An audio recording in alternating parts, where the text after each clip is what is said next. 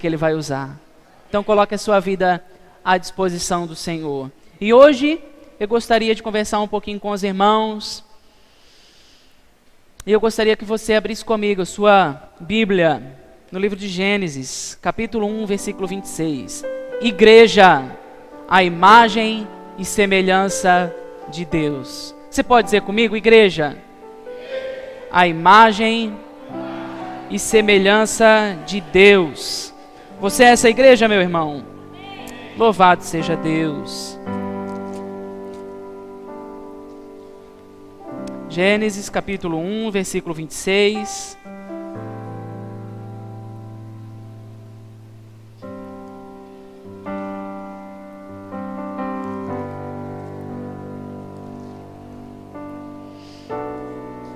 Amém. Diz assim a palavra de Deus. Também disse Deus: façamos o homem à nossa imagem, conforme a nossa semelhança. Tenha ele domínio sobre os peixes do mar, sobre as aves dos céus, sobre os animais domésticos, sobre toda a terra, sobre todos os répteis que rastejam pela terra. Criou Deus, pois, o homem, à sua imagem e semelhança. E os abençoou e disse: sede fecundos, multiplicai-vos, enchei a terra, sujeitai-a, dominai sobre os peixes do mar, sobre as aves do céu e todo o animal que rasteja pela terra. Façamos o homem conforme a nossa imagem e semelhança. Glória a Deus. Certa vez, um príncipe de um reino muito próspero foi questionado por alguns repórteres e perguntaram qual era o sucesso da sua prosperidade, o que ele tinha de diferente que lhe fazia ser alguém tão conquistador, alguém tão vitorioso. E ele disse que ele devia isso ao seu pai, porque todas as vezes quando ele era menino, quando ele era jovem, ele cometia alguma coisa, fazia alguma coisa de errado, o seu pai lhe chamava e com muita graça, o seu pai lhe dizia: meu filho, lembre-se sempre de quem você é. Meu filho, lembre-se sempre de quem você é. E a pergunta para nós, obrigado meu irmão, a pergunta para nós hoje é: quem somos nós? Quem somos nós? E o texto que nós lemos, Deus nos mostra o que Ele quer que sejamos. Ele nos mostra qual foi o propósito, qual foi o objetivo pela qual Ele nos criou. Que privilégios de toda a criação, meus irmãos, nós temos de ser imagem e semelhança de Deus. Por isso você pode olhar para a pessoa que está do seu lado e dizer que ele é lindo. Você é lindo, meu irmão. Você é a imagem e semelhança de Deus. A glória de Deus está sobre a sua vida.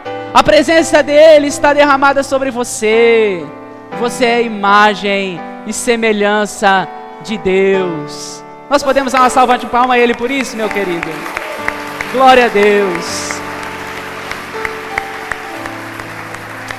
Louvado seja o Senhor. As Escrituras nos ensinam que Deus fez o homem e a mulher a sua própria imagem. Assim, nós, os seres humanos, somos semelhantes a Deus e nenhuma outra criatura tem esse privilégio. Nós somos criados para refletir e produzir a imagem do Senhor. E em três sentidos primordiais em que nós refletimos a imagem de Deus. Nós somos criados à imagem e semelhança de Deus e por isso nós podemos nos relacionar com Ele. Porque assim como Deus é Espírito, nós também somos Espírito. E por isso nós podemos nos relacionar com Ele em intimidade, em reverência. Nós somos a imagem e semelhança de Deus e por isso nós podemos nos relacionar com o outro. O texto diz que por sermos a imagem e semelhança, Deus nos deu domínio. Deus nos deu governo e Ele disse, olha, vocês sejam fecundos. Tudo que está à volta de vocês é para vocês se relacionarem. Deus está abrindo o coração do homem para que ele possa se relacionar com o outro.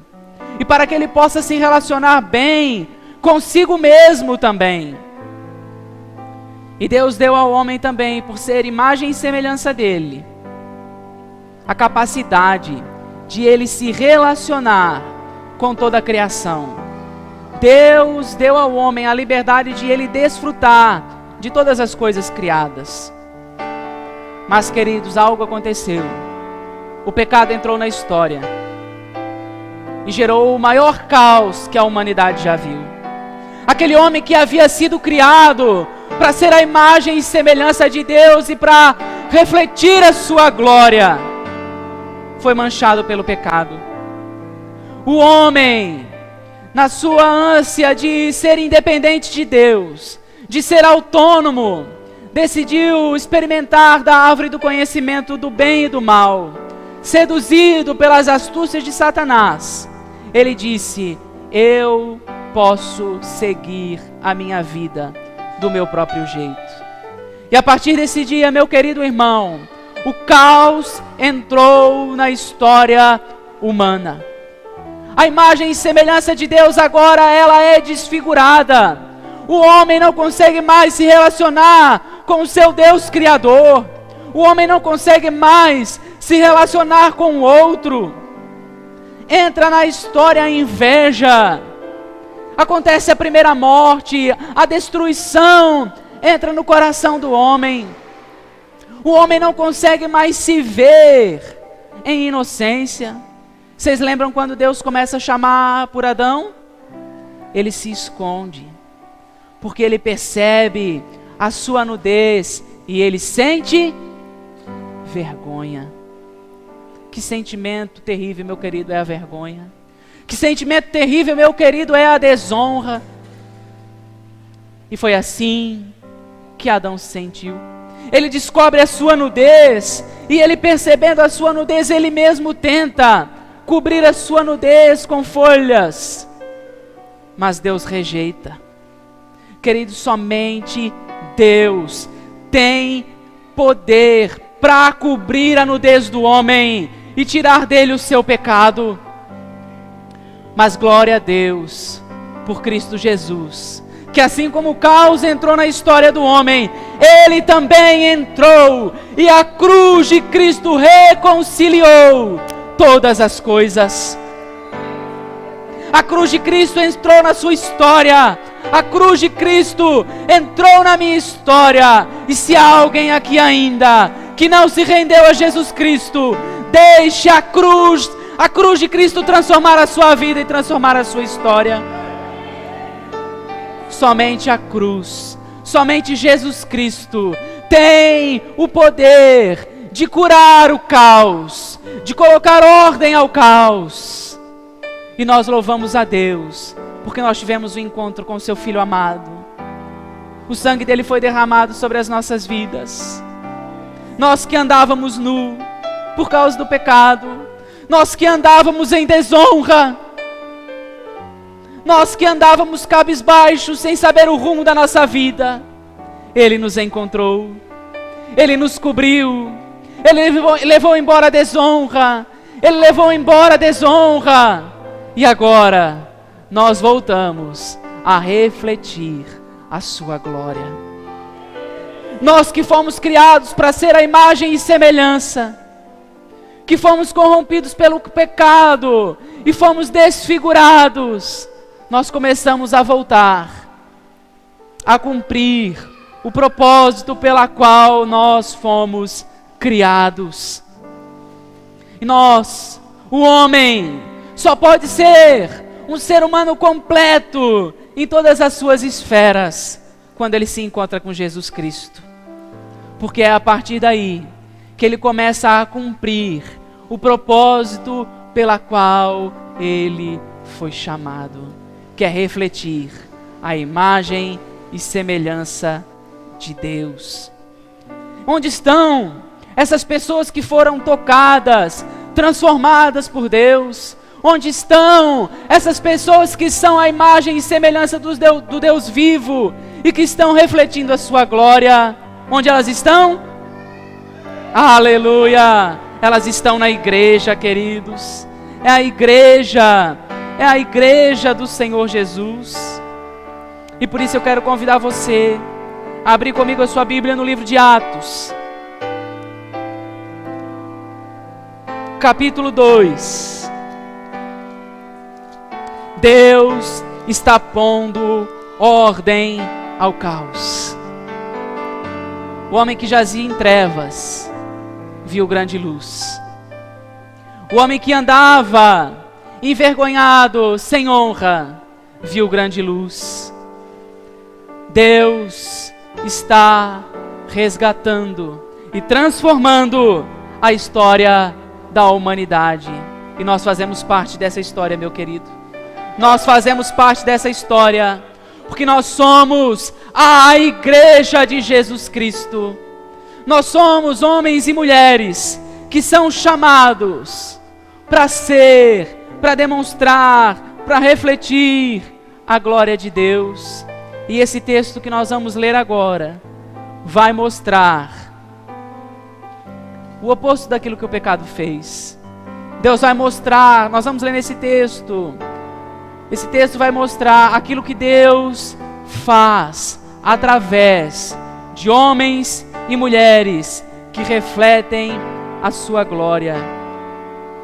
É na igreja, meus queridos, que esses homens estão. É na igreja que agora as pessoas refletem a imagem de Deus.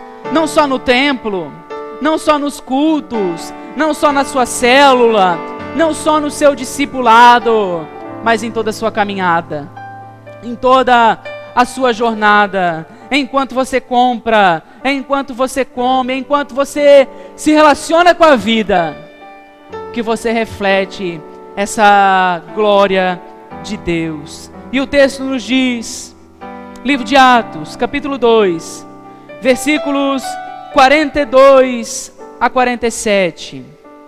E perseveravam na doutrina dos apóstolos, e na comunhão, no partir do pão e nas orações. Em cada alma havia temor, e muitos prodígios e sinais eram feitos por intermédio dos apóstolos. Todos os que creram estavam juntos e tinham tudo em comum. Vendiam suas propriedades e bens, distribuindo o produto entre todos, à medida de que alguém tinha necessidade. Diariamente, perseveravam unânimes no templo, partiam o pão de casa em casa, tomavam suas refeições com alegria e singeleza de coração, louvando a Deus, contando com a simpatia de todo o povo. Enquanto isso, acrescentava-lhes o Senhor, dia a dia, os que iam sendo salvos. Amém. Querido, você lembra que eu disse que quando Deus criou o homem à sua imagem e semelhança, assim Ele os criou para ter um relacionamento com Ele, para ter um relacionamento consigo mesmo e com o próximo. Agora nesse texto, nós estamos vendo Deus pondo ordem ao caos. Ele diz que a igreja, eles perseveravam. Eles perseveravam no quê? Na doutrina dos apóstolos. Sabe o que isso nos ensina, meu querido? Que a perseverança na intimidade com Deus, no relacionamento com Deus, começa a ser ativada. Não existe relacionamento com Deus a não ser através da adoração, da oração e se alimentando com a palavra. É a palavra de Deus que traz vida ao coração do homem. É a palavra de Deus que restaura, que transforma e é o meio mais saudável de nós nos relacionarmos com Deus. Livro de Salmos, de número 25, versículo 14, vai nos dizer que a intimidade do Senhor é para os que o temem, aos quais Ele fará conhecer a sua aliança. Deus tem uma aliança com você, meu querido. Deus tem uma aliança com você. Deus tem um propósito eterno para a sua vida. Mas é através de um relacionamento sincero e profundo com Ele que você receberá a revelação do que Ele deseja para a sua vida.